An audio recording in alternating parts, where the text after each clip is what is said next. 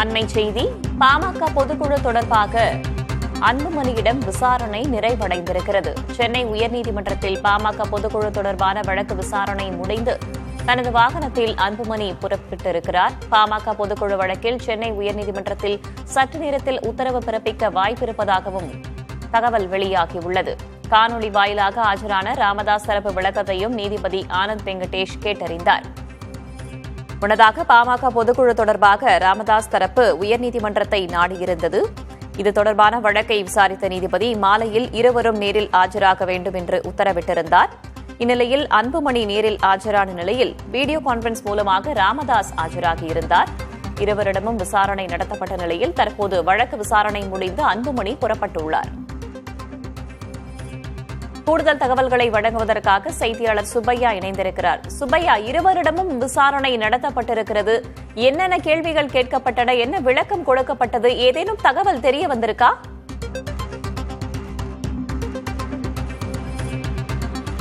வேதவள்ளி, பார்த்தீங்கன்னா, அதாவது நீதிபதியுடைய அறையில் வைத்து இந்த விசாரணை நடைபெற்றதால் வேறு யாருக்கும் அனுமதி வழங்கப்படவில்லை. உள்ளே என்ன விசாரணை நடந்தது என்பதும் தெரியவில்லை. ஆனால் சரியாக 5:22 மணி அளவில் அன்புமணி ராமதாஸ் நீதிமன்றத்துக்கு வந்திருந்தார். வந்த உடனே அவர் நீதிபதி அறைக்கு சென்றார். நீதிபதி அறையில், அதாவது 2-3 அறையில், வெளியுள்ள அறையில் வழக்கறிஞர்கள் அமர்ந்திருந்தார்கள். உள்ள அறையில், நீதிபதி இருக்கக்கூடிய அறையில் அன்புமணி ராமதாஸ் மட்டும் ஆஜராகியிருந்தார். அவரிடம் பல்வேறு விளக்கங்களையும் கருத்துக்களையும் நீதிபதி கேட்டறிந்தார்.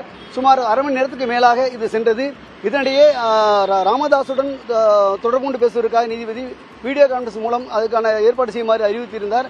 அதன்படி வழக்கறிஞர்கள் ராமதாஸ் வழக்கறிஞர்கள் உடனடியாக அவருக்கு தெரிவிக்கப்பட்டது. அவர் இணைப்பில் வருவதில் சில தொழில்நுட்ப கோளாறு காரணமாக ஒரு 10 நிமிடம் தாமதமானது. அதுவரை நீதிபதி காத்திருந்தார். அதன் பிறகு ராமதாசும் வீடியோ கால் மூலமாக இணைப்பில் வந்தார். அவரிடமும் நீதிபதி சுமார் 20 நிமிடம் வரை அவரோடும் நீதிபதி கலந்துரையாடினார். இரு தரப்பிலும் வேறு யாரும் அனுமதிக்கப்படவில்லை. நீதிபதி அறையை பொறுத்தவரை அன்புமணி ராமதாசும் நீதிபதி மட்டுமே அந்த அறையில் இருந்தார்கள். அதேபோன்று வீடியோ கான்பரன்ஸ் மூலமாக ராமதாஸ் வந்திருந்தார். இந்த 3 பேரை தவிர விசாரணை யாருக்கும் அனுமதி இல்லை, யாரும் பார்க்க முடியாத அளவுக்கு இருந்தது. விசாரணை முடிந்து அன்புமணி வெளியே வந்தார். தற்போது அவர் கிளம்பி சென்று விட்டார். நீதிபதி தற்போது வேறு அலுவல் பணி காரணமாக தலைவிதியை சந்திக்க சென்றுள்ளதால் அவர் வந்த பிறகு இந்த வழக்கில் உத்தரவு பிறப்பிக்கப்படலாம் என்ற ஒரு எதிர்பார்ப்பு ஏற்பட்டுள்ளது. தற்போது அவரது வழக்கறிஞர்களும் நீதிபதியை பார்ப்பதற்காக சென்றுள்ளனர். வேதவள்ளி, எத்தனை மணிக்கு உத்தரவு பிறப்பிக்கப்படுவதற்கான வாய்ப்பு இருக்கிறது? நீதிபதி எங்கேயோ சென்றிருக்கிறார் என்று குறிப்பிட்டீர்கள். எப்போது அவர் திரும்பி வருவார்? எப்போது உத்தரவு பிறப்பிக்கப்பட வாய்ப்பு இருக்கு? ஏன்னா நாளைக்கு பாமக பொதுக்குழு என்று அறிவிக்கப்பட்டிருக்கிறது. அதன் அடிப்படையில் இந்த கேள்வி. கண்டிப்பாக, நிச்சயமா நாளை பொதுக்குழு கூட இருப்பதால் கண்டிப்பாக இந்த உத்தரவு இன்று இரவுக்குள் பிறப்பித்தாக வேண்டும். அதன் அடிப்படையில் நீதிபதி இன்று கண்டிப்பாக உத்தரவு பிறப்பித்து விடுவார். அது இன்னும் ஒரு அரை மணி நேரத்தில் உத்தரவு பிறப்பிக்கப்படலாம் என்று எதிர்பார்க்கப்படுகிறது. நீதித்துறை வட்டாரத்தில் விசாரித்த பொழுது இன்னும் சிறிது நேரத்தில் நீதிபதி வந்து விடுவார். வந்தவுடன் அந்த பொதுக்குழுக்கு எதிராக தொடரப்பட்ட வழக்கில் உத்தரவு பிறப்பித்து விடுவார் என்று நீதித்துறை வட்டாரங்கள் தெரிவிக்கின்றன. அதேபோன்று வழக்கறிஞர் தரப்பிலும் நீதிபதி சென்றுள்ள அறைக்கு சென்று பார்ப்பதற்காக சென்றுள்ளனர். என இன்னும் சிறிது, அதாவது சுமார் ஒரு அரை மணி நேரத்துக்குள் இந்த வழக்கு தொடர்பான இருதரப்பு கருத்துக்களையும் நீதிபதி கேட்டறிந்துள்ளதால் ஒரு ஏற்கனவே மதியம் குறிப்பிட்டது போல ஒரு சுமூகமான முடிவை ஏற்படுத்துவதற்காக ஒரு பொதுநலம் கருதி தான் அழைத்திருக்கிறேன் என்று தெரிவித்திருந்தார். அதன் அடிப்படையில் நீதிபதி உத்தரவு பிறப்பிப்பார் என்று எதிர்பார்க்கப்படுகிறது. இன்னும் அரை மணி நேரத்தில் உத்தரவு வந்துவிடும் என்று எதிர்பார்க்கப்படுகிறது. வேதவள்ளி, அவர்கள் தரப்பு வழக்கறிஞர் யாரேனும் பார்க்க முடிந்ததா? ஏன்னா அன்புமணி முடிந்தவுடனே காரில் புறப்பட்டு சென்று விட்டார். அவர் தரப்பு வழக்கறிஞர்கள் யாரேனும் அங்கு இருக்கிறார்களா? என்ன நடந்தது என்பது குறித்து அவர்களிடம் கேட்க முடிந்ததா?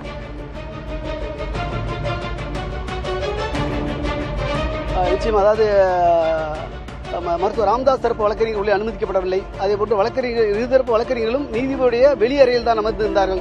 அவை உள்ளே நடந்த விசாரணை குறித்து அவர்களுக்கும் தெரியவில்லை.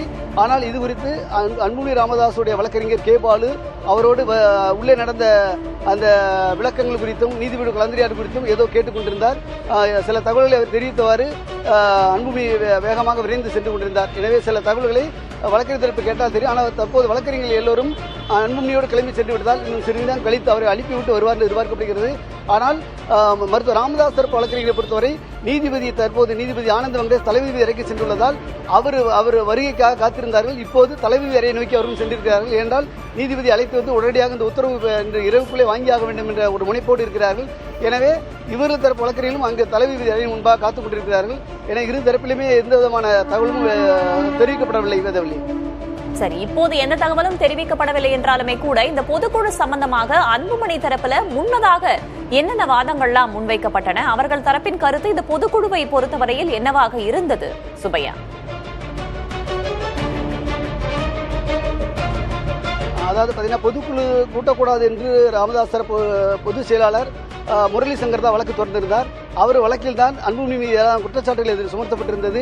அவர் மே மாதம் 22ஆம் தேதியோடு அவருக்கு பதவி காலம் முடிந்து விட்டது என்றும் அவர் தொடர்ந்து தலைவராக பதவி நீடிக்க முடியாது என்றும் அவர் இதுபோன்று பொதுக்குழுவை கூட்டுவது சட்டவிரோதம் என்றும் பாமகவுடைய கட்சி விதிகளுக்கு முரணானது என்றும் அவர் தரப்பில் அந்த மனுவில் குறிப்பிட்டிருந்தார்கள்.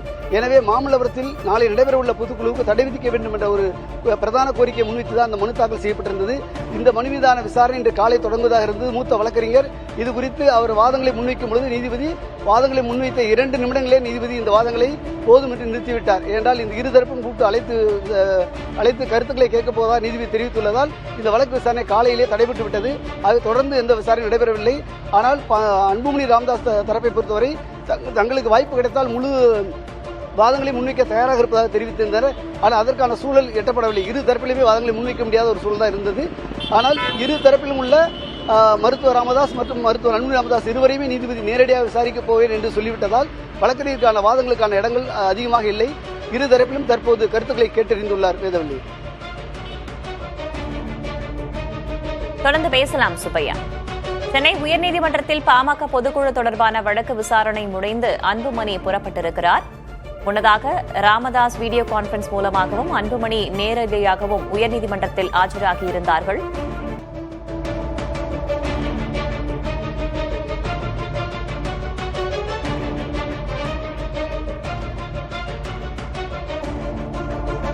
பாமக பொதுக்குழு தொடர்பாக தொடுக்கப்பட்ட வழக்கில் விசாரணை முடிவடைந்து புறப்பட்டிருக்கிறார் பாமக தலைவர் அன்புமணி. ராமதாசும் காணொலி மூலமாக ஆஜராகியிருந்த நிலையில் உத்தரவு எதுவும் பிறப்பிக்கப்படாதது எதிர்பார்ப்பை ஏற்படுத்தியிருக்கிறது. என்ன விதமான உத்தரவு பிறப்பிக்கப்பட போகிறது என்பது குறித்து தொண்டர்களும் எதிர்பார்த்து காத்திருக்கிறார்கள். முன்னதாக பாமக பொதுக்குழு தொடர்பாக அன்புமணி அறிவித்திருந்த நிலையில் அதை எதிர்த்து நீதிமன்றத்தை நாடியது ராமதாஸ் தரப்பு. இன்று பிற்பகலில் இந்த வழக்கு விசாரணைக்கு வரும்போது முன்னதாகவே நீதிபதி இருவரையும் நேரில் ஆஜராக வேண்டும் என்று உத்தரவிட்டிருந்தார். இருதரப்பும் பேச வேண்டியது என்றும் அவர் குறிப்பிட்டிருந்தார். இந்நிலையில் நேரடியாக ஆஜராகியிருந்தார் அன்புமணி. வீடியோ கான்பரன்ஸ் மூலமாக ஆஜராகியிருந்தார் பாமக நிறுவனர் ராமதாஸ். இந்நிலையில் அந்த விசாரணை நிறைவடைந்திருக்கிறது. விசாரணை நிறைவடைந்து காரில் புறப்பட்டு சென்றிருக்கிறார் அன்புமணி. ஆனால் உத்தரவு ஏதும் தற்போது வரையில் பிறப்பிக்கப்படவில்லை என்பதால் என்ன உத்தரவு பிறப்பிக்கப்பட போகிறது என்ற எதிர்பார்ப்பு எழுந்துள்ளது.